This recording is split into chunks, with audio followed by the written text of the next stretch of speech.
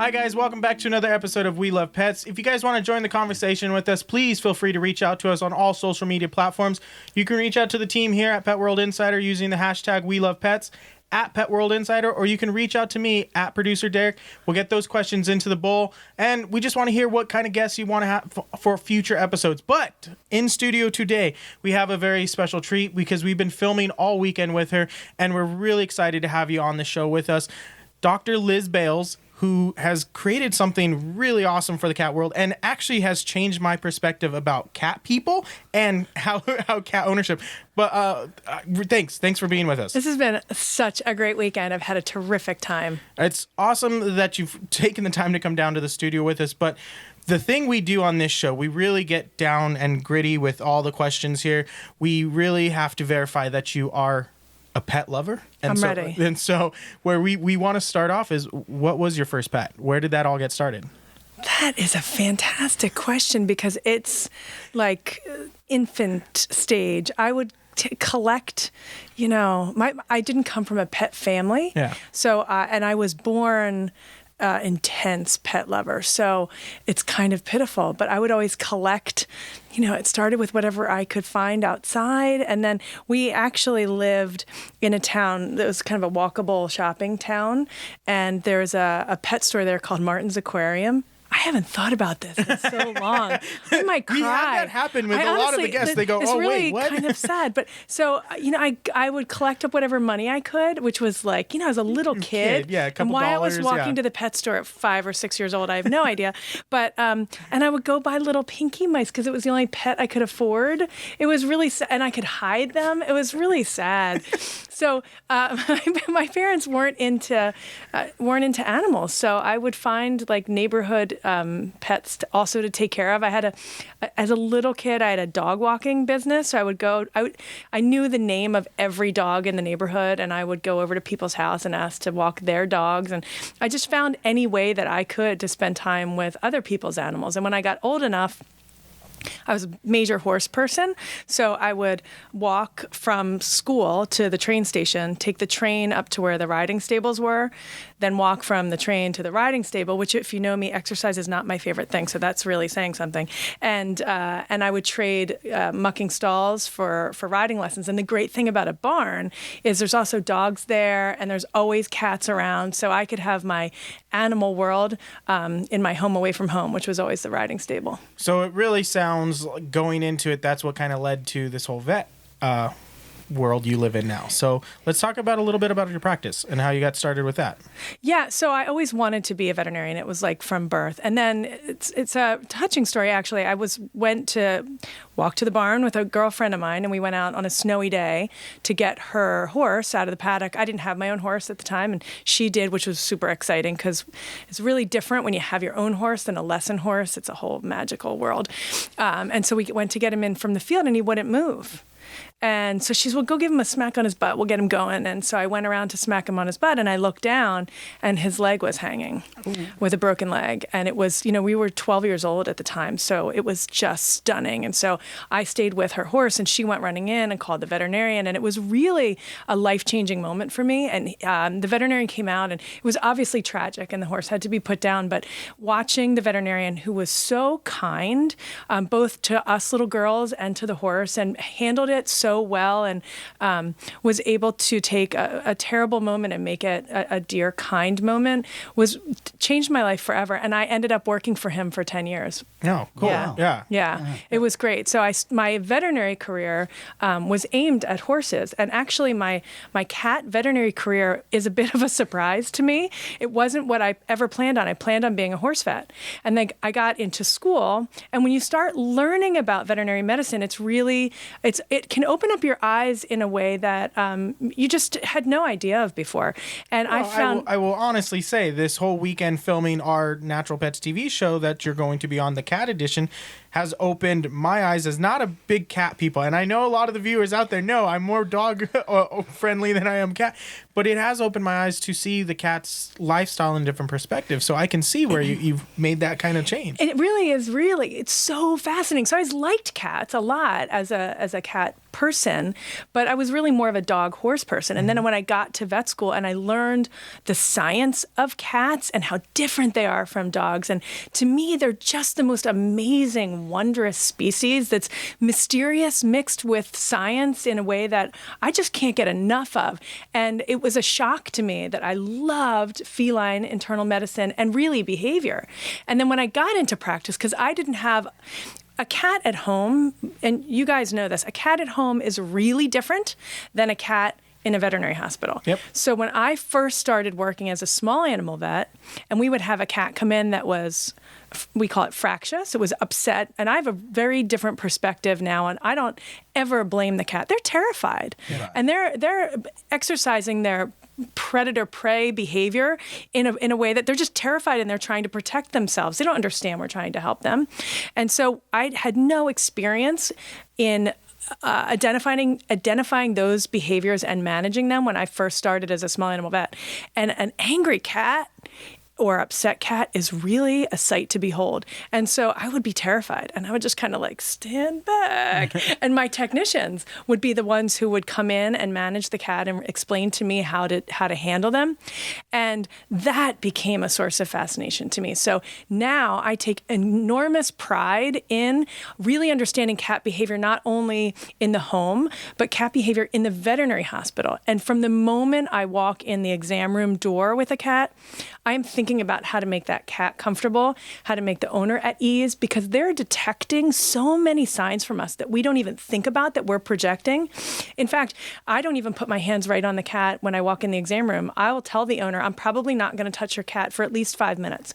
I want them to be familiar with my presence, with my tone of voice, with my smells, before I even put my hands on them. And now I love having cats come see me who have been fired from other veterinary hospitals because they are so fractious that veterinary hospital doesn't feel like they want to manage that cat, that it's dangerous in their hospital. Bring them to me. I love it. And not that it all always goes beautifully, it doesn't, but I take great pride in trying to make the veterinary experience a positive one for the cat and the owner. And it's a source of great pleasure for me. Yeah, and I can honestly, from this whole weekend with you, and this is our first time actually meeting and learning from you, that you have a different perspective of cat behavior, and there's a different way of looking at cats, and you can definitely hear in your voice that you take pride in changing people's perspective of how to go about cat behavior. But I know what we want to get to is this cool product that you have. And again, this is not a product pitch show, but it's something we want to share because it goes behind a behavior. But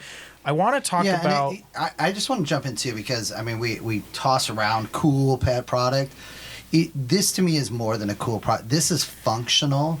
This is going to change your cat's life. This really is one of those that does change the game and move it in a whole different direction. And we see a lot of cool products. Yeah. We don't see a lot of game-changing, life-changing, even though that's what we're always looking for. So that's also why we're so excited about this one, because this is really a whole behavioral as well as a physical, as well as, I mean, it's all-encompassing. What led you there? So as you can see, I'm fascinated by cat behavior. So veterinarians are required to do continuing education. So we read on our own all the time and are following up our own cases. We do a lot of homework as veterinarians. We can't know everything about everything. So we're always diving into all these different topics. And internal medicine, feline internal medicine and behavior are my great passions. So I also attend a lot of feline internal medicine and behavior lectures. And in those lectures, I would be hearing things that were so different than what we're doing. So I would learn that cats need to hunt. Cats need to eat multiple small meals during the day and night. That this hunting behavior is so important to their very well-being. It's not an accessory. It's not, I would choose to eat from a bowl instead of hunt because that's just so much easier. Like, I'd rather, as a human, be served my dinner than have to walk out and go find it. Yeah. But for a cat, that's not the case. Their predatory instincts are so integrally tied to mealtime for them, and that when they don't have it, it's actually now known to be causing physical and psychological problems, which was stunning to me, even as a trained veterinarian, to be hearing these things from the leading experts in the world. So I would learn that it's tied to obesity, it's tied to urinating outside the litter box and a painful urinary condition called interstitial cystitis, that it's tied to inter-cat aggression, it's tied to inappropriate play behavior with humans. So you can imagine if you take away something so essential to your very being, that you start to act out. Yeah. And when you understand how rich and important that is to a cat, it kind of breaks your heart when you think about we're not giving it to them. And then I learned the statistic that the number one cause of death for cats is euthanasia. And I mean, it just takes the stuffing out of you to hear something like that. And you think, how can that be? And then we know that the number one cause of euthanasia is people who just can't take bad behaviors anymore. I mean, it's so sad, but you understand. And these people come to us veterinarians looking for solutions that I just cannot have my cat pee in my kid's bedroom anymore, doc. What am I going to do? And often those people will take their cat to the shelter with good intention, hoping someone can manage it. And unfortunately, that often isn't the case, and those animals are put to sleep. So we know that the number one cause of death for cats is euthanasia. Number one cause of euthanasia is behavior problems. So I was in a 3-day lecture series hearing all of this information, and it's swirling around in my head, and I got really overwhelmed thinking, I am not treating this for my patients. I am not doing a good enough job for my patients. What's the answer? What's the answer? So I walked out of this lecture hall, and cat people kind of travel in a group. I don't know if you guys are that way, but cat vets we seem to be at the same conferences learning the same stuff together. So those are my pals. So I walked out into the lobby with all these people, and I said, what do you do when you get back to the hospital? Now we know how important this is. We can tie these things directly to each other. What do you do? And they said, well, we don't do anything. We don't have any tools. What are we supposed to do? And I actually got incensed. I mean, what do you mean we're not treating this? It's so obvious. And it's our responsibility to be caring for these cats, and we're not doing it. Somebody needs to do something. And then I said, somebody needs to do something. And I thought, oh my God, I think I have to do it. And it was really a life-changing moment, thinking, I don't know why. Honestly, I don't know why, but I really believe this is my responsibility. Not only to design the product and develop it and attach the veterinary information to the product, but also just make cat people aware of this information and how it's so important for their cat to be able to have this in their life. Yeah, and what I think is really great about you is you do have all that vet knowledge and papers that are behind this so that we can know that these are the things that we want to change in the cat's life for the better. But no one has heard what it is. It's called the Noble Cat System, and so it's the Noble Feeding System. It's a lot of words. I did that it's last a lot time of words. too, and so it's okay. It is. So the thing that's so different is it's a feeding system. It's not a toy. Yeah. And so it is a game changer. It's sort of the time you first heard about an airplane, they're like, a flying bird. It really is a whole new way of thinking about something. So the words can get caught in your throat because it's not something you've ever said before. But people have seen puzzle toys for cats, and those are great. But what I'm saying is cats need to hunt for their food. They need to engage with their food. They need to eat multiple small meals throughout the day and night. And so that's what I designed. So while a puzzle toy allows them to have a small portion that they interact with, the Noble feeding system takes that to a new level that fits all of the feeding behaviors of cats. So can I show you? Yeah. I don't have a complete set here, unfortunately, but you start with this. This is the trainer, because hunting behavior is taught from the mom to the kitten. And let's face it, this isn't a mouse with all the right smells and moving stimuli that would excite a cat. So there's a little bit of work involved. So you put a portion of food and a high-value treat in there. You really want to have something novel in there that's enticing to the cat. And you can see, and it's actually, when you use it, you'll see it's a bit of a pain in the neck because... Okay, guys, so I screwed up and our card was full. I will totally take blame. But we were, right before the card filled up, talking about the training system. And so let's make sure we get that again. Yeah, so this is the trainer. I call it the transition protocol. Cats don't love change. So we need to go nice and slow and not just give them a whole new way of life in one fell swoop. There's a transition. The Noble feeding system is intended to reduce the stress for the cat, not increase the stress. And if you try to do this too quickly, it can be a little bit too much. It can be stressful. So we want to go nice and slow. So you put a portion of your cat's dry food in here, or treat, and let's get to that in a minute, but a high value treat, and eventually they're going to look at it and bump it with their nose, and food's going to fall out. And most cats pretty quickly understand that they have to manipulate it to get the food out. So this is sort of the key to transitioning. And then I say let them do it for meal after meal after meal for a few days, so they're really comfortable with it. Once they really know how to use it, you move on to this. This is a Noble. When I wrote the transition protocol that's in the kit, I had people take the clothes of the mouse off and just use what we call the naked Noble. But now we have 8,000 cats using it, and the feedback that we're getting is cats love this skin so much that when I do the next edition, I'm going to take that out of the transition protocol. But you guys can skip that naked Noble thing because they love this skin where they can feel, it kind of feels warm, it feels like prey, they can use their teeth and nails. And so if this were where you kept your bowl normally, you would just put them there, and now it's time to take the bowl away. There's 5 of them in a kit. So you measure the dry food or treats that you're feeding and you split it between the 5, and you're going to leave it in the area where the cat is used to eating. Some cats are not going to get it right away. Most cats will. About 80% are going to get on with it, no problem. But about 20% need some time. And that's okay. I say it's like learning to ride a bike. The technique and the time it takes to transition has no bearing on the fact that you might win the Tour de France. You know, that you're still going to, you might. I think it's looking good for you. No? No, he's not. The benefit is still there, even if the technique takes even weeks to change.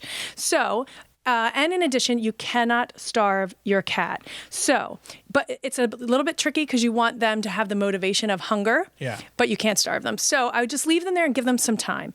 If they're not getting it, you can just tip one over and they'll start to learn how to use it. In a 24-hour period, they need to have all that food, and it may be that you're tipping them out over different intervals during the course of the time it takes for them to get it. Some cats, we've talked a lot about this in the past few days, cats are solitary hunters. They want to hunt and eat alone. So with you fussing over them, and it's new and it's cool, and I love getting video of it, it's really exciting, but staring at your cat, perhaps with your iPhone, is not really the optimal way for your cat to transition. So some cats really prefer to do it overnight when you're not around. Well, and that's kind of a foreign concept to people, feeding overnight. And they don't understand that that's a natural habit of Great point. And again, I've learned this weekend. Done such a great educating job. I'm so excited. So cats eat multiple small meals throughout the day and night in nature. So they're not diurnal, which people are. I mean, we do most of our stuff during the day, or nocturnal, like some species that do most of their behaviors at night. It's a 24-hour cycle. So a lot of cats will wake their owner up in the 3 or 4 in the morning. And the owner won't know. The owner won't know. The owner says, well, they want to eat. Yeah. And they do, but they want to hunt. And since they can't hunt for their prey, they're hunting you instead. I don't want that. So for the night, we call them night nudgers. So for the night nudger cat, if you want to sleep past 4 a.m., Noble is the cure. So I'm going to finish the job. So once they're transitioned onto Noble and they really can get it effortlessly, that's where the important part of this begins, the seeking circuit. In nature, cats spend 6 to 8 hours a day seeking their food. That's their motivation to get up and move and to get exercise. And when we feed them from a bowl, we obliterate that. And so we want to hide these in the house. You start gradually with, if this is our bowl, we're going to hide it here or just next to the chair or in their normal feeding environment. And gradually you can get more and more sophisticated. So don't underestimate your cat. Your cat can do this. You want to move slowly through the steps. It's also a game for you, too. And people love it. Yeah. People love it, and the kids love it. It's Easter every day. It's Easter every day. You say it, but like every Easter, Maya has an Easter egg hunt that she loves going around and going there. And that's the dog, not my cat. I don't have a cat, but we do that, and it's fun for us also. So I can see that being fun for the And the other thing, also. we always think about human behavior or dog behavior. I get the question all the time, well, I'm going to lose them. I can't do this. I'm going to lose them. No, you're not. So dogs hide things because dogs are pack animals and people are pack animals. So if we all have to live together as a pack and I have a resource, let's just say I'm the only chocolate chip cookie and I don't want to eat it right now. Yeah, But if we're not going to eat it right now, I got to hide it if I want to maintain it because we are pack animals. Cats are solitary hunters. They hunt and eat alone. So they don't need to protect their resource. So a couple of behaviors happen. They're going to leave it right where they're done with it, is usually what happens. Or any of you that have cats that hunt mice at home, you might be familiar with the presenting behavior. So they might put it in their bed or on your bed or in some special spot in the house, and they actually will group them when they're done with them, and you don't have to go find them at all. Losing them really isn't an issue, except for dogs, and that's important to say. And I get a little preachy here. Just because you have a dog doesn't mean your cat doesn't need what it needs. We have to be the steward of all of the animals in our care. And all it takes is shutting a door. Nobles are not dog safe, and dogs love them. And dogs could eat them and get a foreign body. And I would never, ever want a dog to get hurt because I'm trying to help cats. But all you have to do is give private hunting time to the cat. Just shut the door. Your dog gets the whole rest of the house. Your dog will be okay. But your cat needs to hunt and eat alone. Yeah. In fact, it's actually much preferable for your cat to not have to eat in the presence of a dog. They've done some studies, and it's extremely stressful. Although your cat may not exhibit the behavior, they can measure cortisol to see how stressed a cat is. A cat eating in the presence of a dog is extremely stressful. In fact, so many of the behaviors that we routinely ask cats to perform for us with eating behaviors are very stressful and counter to their natural instincts. And you make great points. And the one thing I do want to make people aware of that, this seeking circuit. You actually did a PedEx talk for us, so that will be coming out shortly also to dive a little deeper into that, because we don't have the whole day to say hand talk, because we can. That's very easy to do, but we don't. But there's I've really changed perspective on cats, from the behavior aspect of it, and we're not gonna get a cat for the studio. I know Rob won't let me, but it's still. I mean that, right? I used to sneak cats home all the time from the barn. You know, there's kittens, and I'd sneak them home. So it's possible. I'm here most of the time, it's possible. so I mean, he doesn't have to know. He doesn't have to know. Yeah. But we won't be getting a cat for the studio. But I do want to make sure that people are out there. They are aware that this is a different perspective to look on your cat and change that. And it's not going to happen overnight. It's going to happen with time and effort. And I think most cat people out there are doing it wrong, and they need to open their eyes to this new perspective of not just the feeding, but also the cat trees and creating platforms and doing more for the cats. And it's a much better thing for the cats, and we will cut that euthanasia down. Well, and if they're not doing circuit training, there's something wrong. And, because we have this here, so I just, a lot of the folks are going, what is that? That is the circuit that I'm referring to. We don't need you getting them workout clothes and all that. Enough of those videos out there. This is the seeking circuit. It's not my science. This science has been around a really long time. Noble is the only solution available on the market. But the seeking circuit is the natural cat behaviors of feeding. So they need to hunt for their food, catch their food, play with their food, eat, groom, and sleep. And that goes on day and night. For such a long time, we still don't know that's how we should be feeding. And that's the thing I think missing out of this whole cat world. I mean, we love all pets out there, but if you can I say it every time, if you can do just a little bit better by that pet you have, it's going to be a much better pet for you. And those bad behaviors, it's really it warms my heart to think that if we can actually provide for them in the environment what they need, those bad behaviors are going to decrease. Yeah. And then the euthanasia is going to decrease, and the surrendering is going to decrease. So we, again, by that little bit that we can do and the little bit of effort, and yes, it might be harder for you to own that pet, but you don't understand how much more that pet is going to give you in the end by just giving that little bit more effort. And I've talked to some of the biggest people in the pet world, and they say, oh, yeah, we've known this for a long time, but we don't think cat people are going to do it. We don't think they're going to do it. I mean, and I said, I believe in the cat owner. And I really do believe in you guys because I've had cat only, I was a cat only vet for 5 years. And those people who seek out a cat only vet are the most extraordinary, devoted. Cat people are amazing. And I think once Dog people are amazing. Dog too. people are amazing too. I like to say pet people are amazing. But I yes. think that I think that in the pet industry, we provide so many things for dogs because we assume the dog This is parent true. is going to come and buy it and use it. Yeah. And what I'm told is cat people aren't going to do this. And I don't believe that. And I don't believe that either. Because we see, being in this part of the world, we see some amazing things for the cat industry, and we are now coming and saying this is what needs to happen. We've got someone like you showing us a different perspective why these things are needed in the pet world. So I before we get any further along on this part, what we come to the part of the show where we have users submit questions.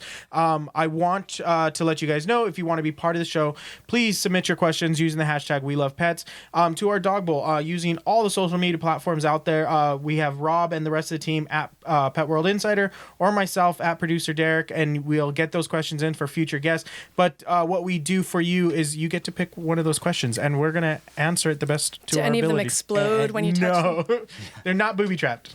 I always go for the hard one. Okay. Okay. Do I get to read it myself? You get to read it. Read Yeah. it.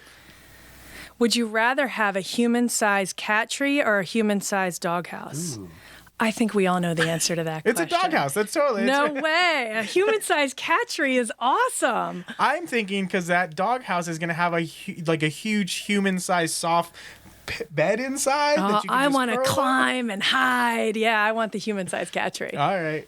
I just want to say how awesome it was. She actually got a cat question out of the bowl. Yes. Like I was just thinking And before that, she we did I'm not. We telling did not you. stage Yeah, I'm that. like, oh man, we Mother- don't Mother we need Nature is looking more out for cat me. Questions from all of you. So how ironic is that? Unfortunately, I'm going to disappoint all you cat folk and go with I will definitely take The doghouse. the doghouse. Yeah. I'm in the doghouse all the time anyway. I so think we know would what we're love a dealing nicer with. one. Yeah. Yeah. So awesome. Thank you so much for the dog bowl question. That's where we get to have a little fun on here. Then not the whole show's not fun. I don't know why we're talking. But what we like to do before we let you go is give you a little soapbox. I know you have a lot of stuff you're passionate about, but what's that one piece of knowledge, that one bit that you want everybody who's watching to potentially walk away and say, hey, you know, I can change my life because of that little bit? I think it's cat behavior. Take some time to really research the natural behaviors of the cat. And when they're really different than human behavior. They're really different than dog behavior.